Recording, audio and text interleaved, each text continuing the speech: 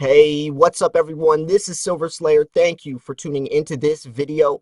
Boy, oh boy, does JP Morgan have some trouble coming their way. Not one, but two separate instances over the last week. They have criminal charges against them. Now, I'll be sharing both of these instances. The links will be in the description if you want to check them out. But JP Morgan, you should already know, has bad history. They've tried to manipulate Bitcoin prices and precious metals prices in the past. So this isn't new. I'm not surprised, but this is definitely some crazy stuff that's been going on behind the scenes with them. Anytime I hear their name, I already, just peg it to scam or shadiness because this is definitely what they are known for. But let's go into the first article. So it's talking about JP Morgan spoofing or placing fake buy orders on these markets. So 3 JP Morgan precious metals traders charged as criminal probe continues. So federal prosecutors on Monday accused 3 JP Morgan precious metals traders, including the global head of the base and precious metals trading, of participating in racketeering conspiracy and connecting with multi-year scheme to manipulate the markets and defraud customers. The alleged scheme saw the nation's largest bank buy assets profits handsomely while investors suffered losses. We believe we will be able to prove that there are millions of dollars in profits for the bank and tens of millions of dollars of losses, Assistant Attorney General Brian said in the media call on Monday. Named in the indictment were Michael Nowak, the managing director at JP Morgan, who also heads the firm's global precious metals desk, along with Greg Smith and Christopher Jordan, who both held the title executive director and were traders on the firm's precious metals desk while employed at JP Morgan. They were charged with 1 count of conspiracy under Racketeering Influenced and Corrupt Organizations Act, or RICO, as well as other federal crimes in connections with manipulating precious metals futures markets. It's truly regrettable that the DOJ decided to go forward with the prosecution of Mike Nowak, who has done nothing wrong. We look forward to representing him at trial and expect him to be fully exonerated. So Met said, Mike's Nowak. So they're trying to say that they're doing nothing wrong. But we've seen this before. Merrill Lynch did the same type of thing a couple months ago, placing false buy orders, pumping up the markets, and then it's called a pump and dump in the cryptocurrency world. But we've seen JP Morgan do this with Bitcoin a couple of years ago. We've seen Merrill Lynch do it with precious metals earlier this year. JP Morgan's done it. So this is really crazy. But I'll continue on with the article. So I'm going to try to highlight the main points. So the alleged misconduct that resulted in the indictments were a result of the agency's use of big data and analysis, as well as information received from other cooperating witnesses. So there's more parties at play here. In the past year, 2 of the other former precious metal traders at JP Morgan, John Edmonds and Christian Truns, have pleaded guilty to spoofing related charges, and Corey Flom, who worked with Greg Smith at Bear Stearns, pleaded guilty in July. So there are several people in these corporations, in these companies behind the scenes, all working together and all doing dirty things. The Justice Department's investigation into JP Morgan, which runs one of the world's largest precious metals businesses through its global commodities group, is ongoing. We are continuing to follow the facts where they lead. When asked whether the Justice Department will seek for JP Morgan to disgorge profits to repay investors for losses, they said the bank is involved in discussion with Justice Department, and I think those questions will be a part of ongoing discussions with the bank. Obviously, it's JP Morgan Chase, so they're talking about Chase Bank as well. So all 3 men are expected to make initial appearances today at 2:30 p.m. in the federal court in Newark, New Jersey. Jordan will also be in the District Court of New Jersey and Smith, Southern District of New York, according to the Justice Department. So JP Morgan declined to comment on the story, but has disclosed in regulatory filings to firm in being investigated by various authorities, including Department of Justice Criminal Division, relating to trading practices in the precious metals markets. The firm said it's cooperating with the investigations. So the Justice Department is conducting multiple criminal investigations into big banks with cooperation of traders who have pleaded guilty to spoofing related crimes. In the past 5 years, federal prosecutors have brought a total of 13 spoofing cases against 19 defendants. That's crazy. That's a lot. We are continuing to follow the facts wherever they lead. And it's also interesting thing because 13 cases and spoofing, this is multi-million-dollar stuff. These banks, these companies are billion-dollar companies. They have the money to be placing Merrill Lynch was placing trillion-dollar false buy orders, tricking people to think that all this money is coming in, so they start buying, but then they cancel the order before it actually goes through. So it's tricking the everyday people like me and you investing in these futures contracts and ETFs and stuff like that, tricking people into thinking that everyone's buying it up, so they start buying it, but then they cancel it, so then the price shoots down, and it actually is it hurts a lot of people, and a lot of investors like me and you lose a lot of money. So it keeps going on to say regulators bring civil charges against Nowak and Smith in a related civil enforcement action. They announced the charges against Nowak for spoofing, engaging in manipulative and deceptive scheme, and attempting to manipulate prices in precious metal futures markets.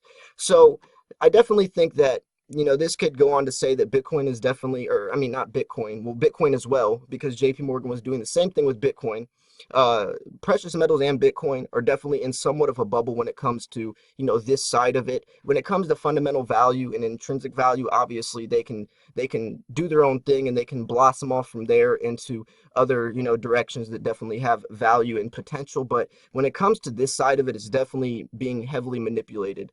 So I'm going to go on to the next article here. So this is $50 million of gold bars, fake gold bars, slipped into global markets with JP Morgan vaults, ironically. So once again, JP Morgan in the bad spotlight, doing shady stuff. I wonder if they knew. It's not like a billion-dollar company or even trillion-dollar company wouldn't, have ways to test their gold bars and have reliable sources. So gold bars stamped with fake logos of major refineries have been circulated into the global market and landed into the vaults of JP Morgan, Chase, and CO, a part of a plot to launder smuggled or illegal specimens of the precious metals, according to report. Bars worth at least $50 million stamped with the logos of Swiss refineries that did not produce them have been identified by all four of the country's top gold refiners in the last 3 years.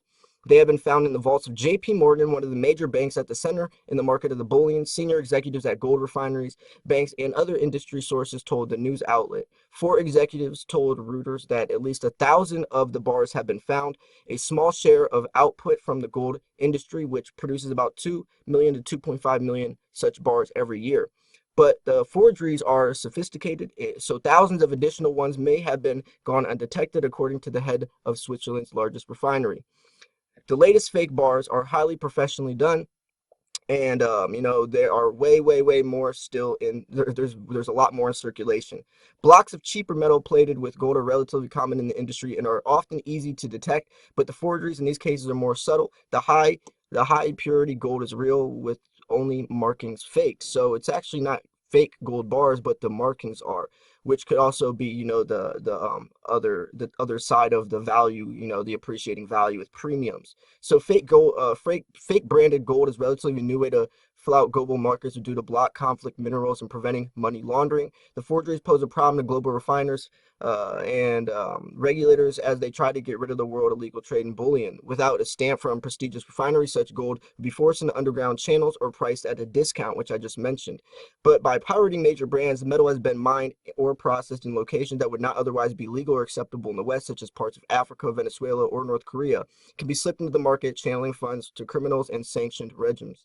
So it was unclear who's producing the bars so far, but executives and bankers told Reuters they believe most originate in China, the world's largest gold producer and importer, and have infiltrated the market through trading houses in Hong Kong, Japan, and Thailand. Once accepted by a mainstream dealer, they can quickly slip into the global supply chains. In 2017, JP Morgan, one of the 5 banks that finalized trades in the $10 trillion year London gold market, found its vault contained at least 2 gold bars stamped with the same ID number. 10 people familiar with the matter told Reuters. The news outlet couldn't determine exactly where the vaults were. JP Morgan declined to directly address the question about the fake bullion. So obviously, a lot of weird stuff is going on. I'm not going to go into this entire article. If you guys want to check it out, the links will be in the description for both of these. But there's a lot of shady stuff going on, especially around JP Morgan, around Merrill Lynch, these companies that are using their money and their power to basically take a crap on the lower investors, the people, the individual investors in these markets, take a dump on them, and use their speculation to their advantage, swaying the society, swaying the masses for their own gain, for their own personal gain, for their own way to capitalize and get that next dollar. And they're doing it at such large amounts that obviously they can't hide it too much. I mean, they got caught with Bitcoin because everything from Bitcoin is posted on a public blockchain. The blockchain is all publicly, accessible.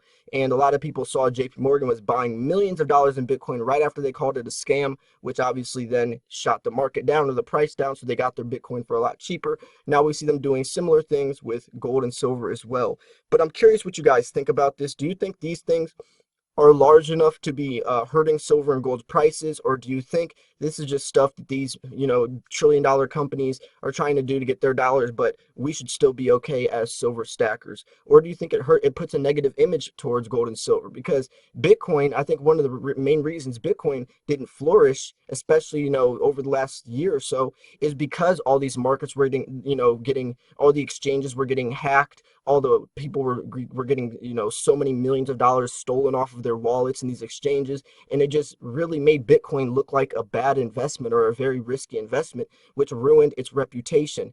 And this is the same type of stuff that could happen for gold and silver as well. So I don't know if that's something that you guys think will correlate to the pricing of it, or where the spot price goes, or if it's just something that's going to be swept under the rug in a couple of weeks. I'm curious what you guys think, but again, I don't try to go over every detail, every single paragraph in these articles because they're long, and I try to keep my videos relatively, short for, a timely matter, so you guys I just try to highlight the main points. But if you guys want to dig a little deeper, the links will be in the description. But I do appreciate you guys for tuning in.